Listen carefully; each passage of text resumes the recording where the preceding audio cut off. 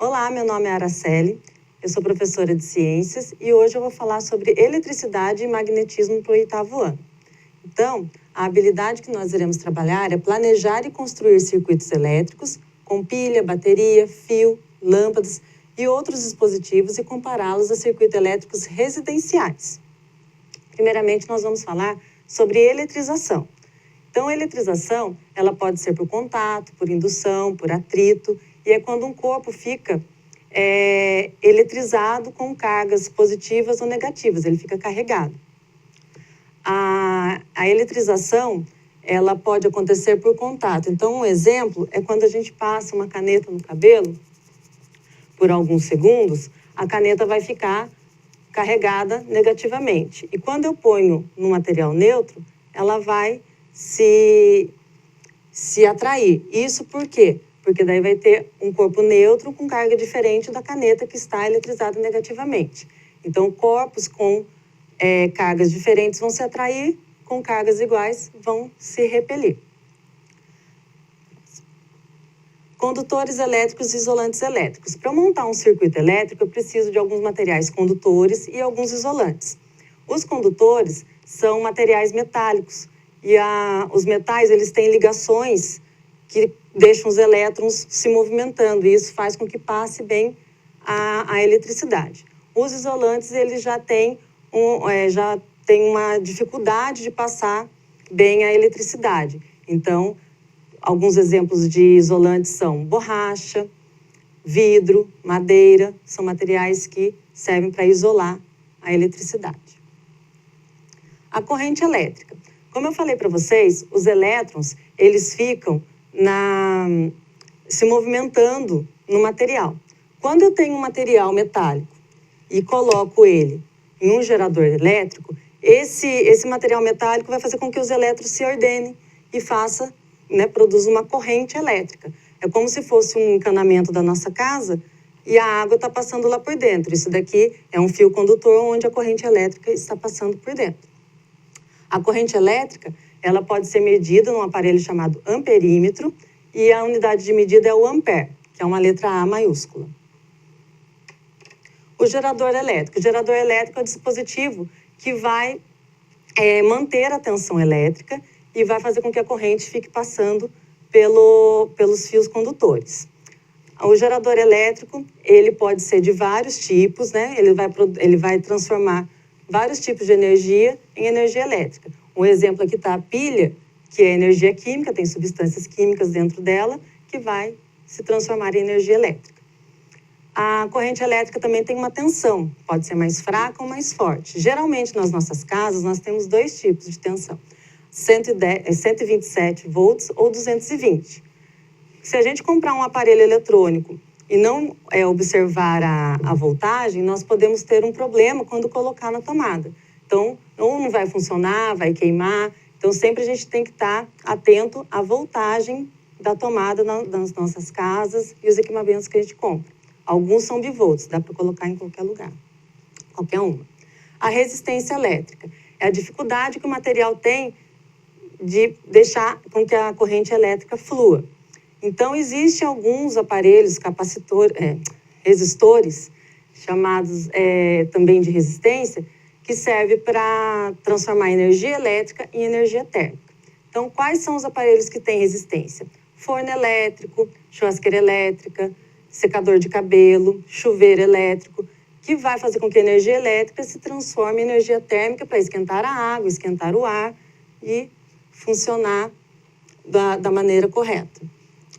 O circuito elétrico. O circuito elétrico, eu trouxe um bem simples aqui para vocês. A gente vai precisar de um gerador, que eu estou usando as pilhas. A pilha tem a voltagem de 1,5, então 2 pilhas, 3 volts. A lâmpada tem que também ser de 3 volts, senão ela não vai funcionar, vai acontecer algum problema com ela, queimar. Tem os fios condutores, que eles conduzem a corrente elétrica, além de conectar a lâmpada ao gerador. Não tenho aqui um resistor, porque eu não vou precisar, e também não tenho um interruptor. O interruptor faz com que abra ou feche o circuito. Então, no caso, eu vou ser o interruptor. Aqui o circuito está aberto. Quando eu fecho o circuito, vai fazer com que a corrente elétrica flua e chegue até a lâmpada, transformando a energia elétrica em energia luminosa. O magnetismo. O magnetismo está relacionado com a eletricidade, mas antes nós vamos falar dos ímãs. Existe o ímã natural. Eu não tenho um ímã, não consegui trazer um ímã para vocês, né, por causa da quarentena. Mas o ímã natural, ele é a partir de uma rocha chamada magnetita, e ele vai atrair materiais ferromagnéticos, ferro, cobalto, níquel, e esses materiais vão ser atraídos pelo ímã. Os ímãs, eles têm polo sul e polo norte.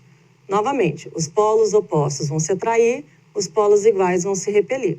Se eu derrubar uma barra de ímã no chão, cada pedacinho do ímã vai ter o seu polo sul e polo norte.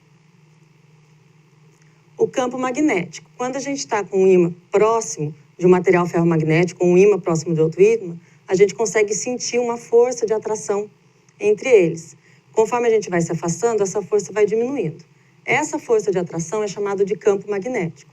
E nós temos no nosso planeta Terra um campo magnético que a Terra se comporta como um grande ímã, devido ao seu núcleo estar girando mais rápido e formado por ferro, níquel, e isso faz um campo magnético, né? Forma um campo magnético que protege a Terra. A imantação. Nós temos o ímã natural e temos ímãs artificiais.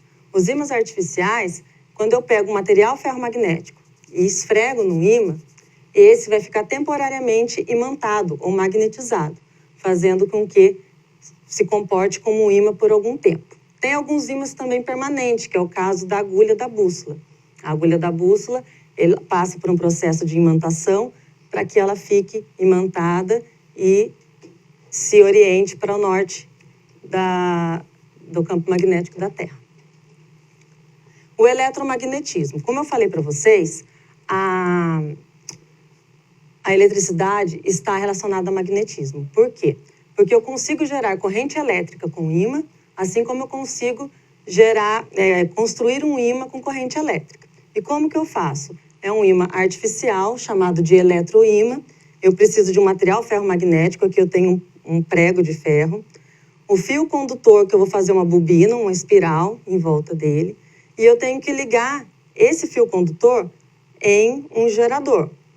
Quando eu ligo no gerador, vai gerar uma corrente elétrica, fazendo com que esse material ferromagnético vire um ímã. Não sei se está dando para enxergar. Ele vira um ímã temporário. Quando eu desligo, quando eu tiro ele da energia, ele não é mais um ímã. É um ímã temporário usado em alguns aparelhos, como os guindastes. E aí temos também a indução eletromagnética, que é utilizada, como eu falei na aula passada, em usinas eólicas, usina hidrelétrica, onde tem grandes ímãs com uma bobina girando no meio, formando um campo magnético, e esse campo magnético vai produzir energia elétrica. Então, gente, por hoje é só isso. Eu passei vários conceitos, espero que vocês tenham entendido. Se não entendeu, alguma dúvida, procure os professores através dos canais da escola. Tem algumas atividades sobre esse assunto na Escola Sem Muro. É só isso. Tchau.